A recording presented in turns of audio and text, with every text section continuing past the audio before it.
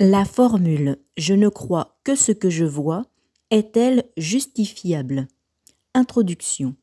Celui qui veut éviter de se faire de fausses opinions peut légitimement refuser de croire sans voir.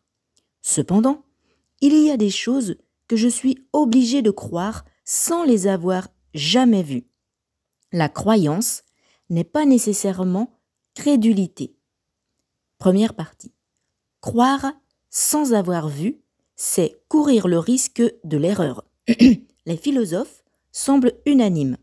La croyance doit résulter de l'évidence, et l'évidence la plus claire, c'est l'évidence sensible. Il semble donc tout à fait raisonnable de ne vouloir croire que ce que l'on voit. Il ne faut pas croire sans preuve. Le conseil nous vient du rationaliste René Descartes qui, dans ses méditations, affirme que, pour ne point se tromper, il ne faut jamais recevoir en sa créance, croire, aucune chose comme vraie si on ne la connaît pas évidemment être telle. Or, il peut sembler que seule la vue ou le toucher est capable d'attester de la vérité d'un fait. Dans cette perspective, il faut voir pour croire. Seule l'expérience fait autorité. C'est cette fois l'empiriste David Hume qui le dit dans l'enquête sur l'entendement humain. Le sage proportionne sa croyance à l'évidence. C'est l'expérience qui donne autorité au témoignage humain. Il est donc justifiable de vouloir voir avant de croire, afin de ne pas accorder crédit à n'importe qui. Il ne faut pas croire n'importe quoi. La crédulité est une faiblesse de l'esprit et c'est souvent par paresse intellectuelle que je crois sans vérifier. C'est pourquoi il est tout à fait légitime d'affirmer avec Thomas d'Aquin « Nous croyons quand nous voyons qu'il faut croire ». Dans tous les autres cas, nous risquons l'erreur.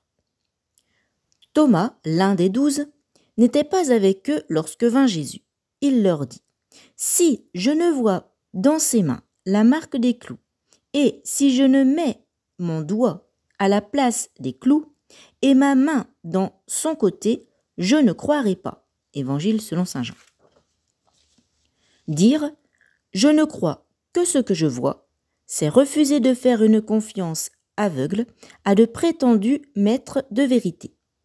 C'est vouloir vérifier par soi-même, et un tel projet est tout à fait justifiable. Deuxième partie. On a besoin de croire que ce que l'on ne voit pas. Quand on sait, il n'est pas nécessaire de croire. C'est peut-être pour cela que la perception est si souvent trompeuse et mensongère. Elle s'annonce comme une certitude alors qu'elle n'est que confiance irréfléchie.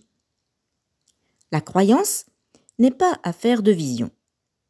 S'il est vrai que l'on ne croit que ce que l'on voit, il faut ajouter qu'on ne voit que ce qu'on regarde et qu'on ne regarde que ce que l'on veut. Ce qui veut dire que la croyance est un choix. C'est quand je ne sais pas que je crois. Et choisir de ne croire que ses yeux, c'est quelquefois choisir la facilité et abdiquer devant les difficultés de l'analyse et de la réflexion qui exigent que les apparences soient dépassées. La vue est souvent trompeuse. C'est parce que je voyais le soleil se lever et se coucher que j'ai longtemps cru que c'était lui qui tournait autour de la terre. Ne croire que ce que l'on voit, c'est souvent être victime de l'illusion et, en ce sens, une telle attitude n'est pas justifiable aux yeux de l'intelligence. Il est des choses que je dois croire sans les voir. Si j'attendais de voir pour croire, je serais constamment renvoyé à une expérience personnelle qui n'est pas toujours possible.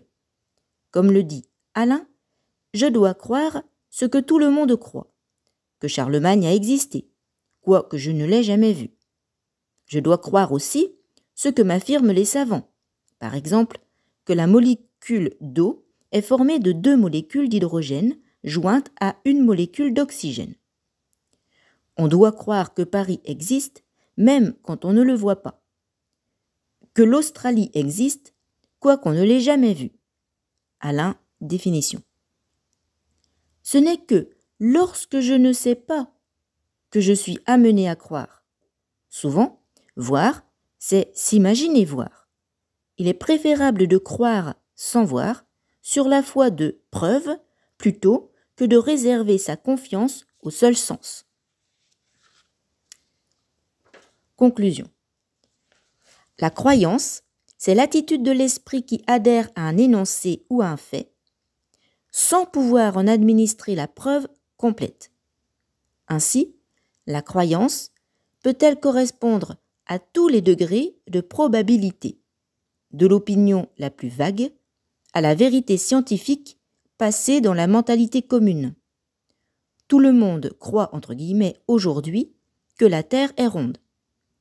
C'est pourquoi l'on doit dire, sans doute, que la question n'est pas tant de savoir s'il faut ou non ne croire que ce que l'on voit, elle est de se déterminer sur les raisons qui peuvent légitimer une croyance.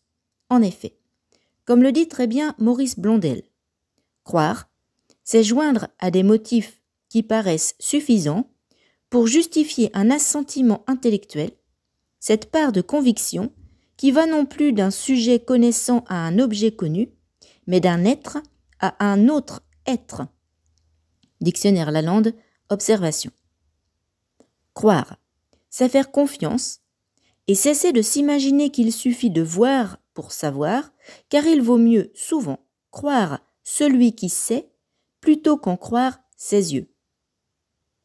Tu crois parce que tu m'as vu. Bienheureux ceux qui croient sans avoir vu. Évangile selon saint Jean. Croyance, c'est le mot commun qui désigne toute certitude sans preuve. Alain, définition. Notes et commentaires. Crédulité, tendance à croire, sans critique ni réflexion, les assertions d'autrui. Croire, le verbe vient du latin credere, qui signifie tenir pour vrai, faire confiance.